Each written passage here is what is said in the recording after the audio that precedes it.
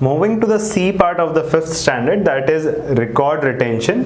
Record retention आपको बताता है कि कौन कौन से रिकॉर्ड आपको मेंटेन करने पड़ेंगे, and it also recommends few number of years that you should be maintaining your communications and recommendations as records.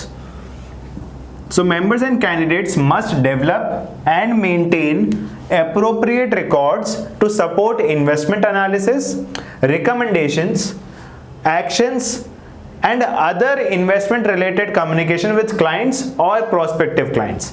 यहाँ पे क्या बोला गया है, आपको क्लाइंट के साथ या प्रोस्पेक्टिव क्लाइंट के साथ कोई भी कम्युनिकेशन हो रहा हो, ईमेल पे, फोन पे और even in any other manner, आपको वो सारे कम्युनिकेशन शेयर जो भी आपने किए हैं क्लाइंट के साथ या प्रोस्पेक्टिव क्लाइंट के साथ, वो स्टोर करके रखने चाहिए. You should be retaining all those records, including all the recommendations that you have given, the investment analysis that you have created, or even any actions that you have taken with respect to that particular client.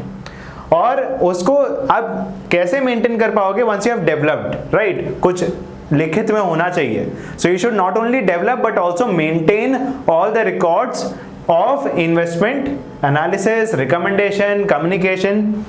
और इसमें यह भी बोला गया है कि member who changes firms, मान लो कि मैं एक फर्म में था और दूसरे फर्म में चला गया हूं, तो अगर मैं CFA मेंबर हूं, I should recreate all the investment analysis again.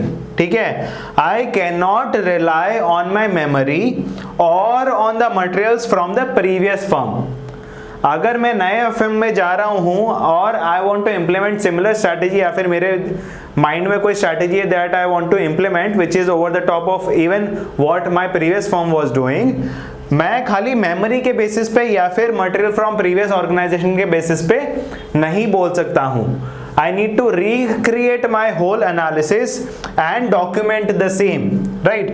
So member who changes firms must recreate analysis documentation supporting her recommendation using publicly available information या फिर information from the new company.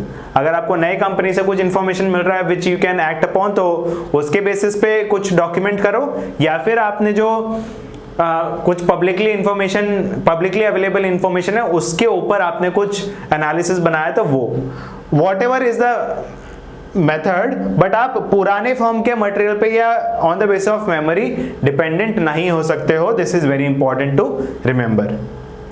So those are the 2 points that this standard says. Fifth C, record retention. It also recommends, अगर कोई law या फिर कोई standard नहीं है जो आपको बताए कि आपको कब तक record maintain करना है, this standard says it recommends कि आपको at least 7 years तक तो करना चाहिए. Right? So if you remember our first standard, उसमें बोला गया है कि strictest of all laws standard codes हम मानेंगे, तो अगर किसी law में 7 के जगह 10 years लिख रखा है, तो we'll need to maintain our record for 10 years. तो whichever standard or law will be the strictest, we'll be applying that to the firm or the membership. Right? So record retention बोलता है कि सारा form of communication and recommendation आपको document करना है. अगर आपने firm change किया है, तो आपका जो investment analysis है उसको document करना पड़ेगा using either publicly available information या फिर information from the new company. You cannot rely on the information or the material from the previous organization or on your memory. So that's from my side on the 5th C. Thank you.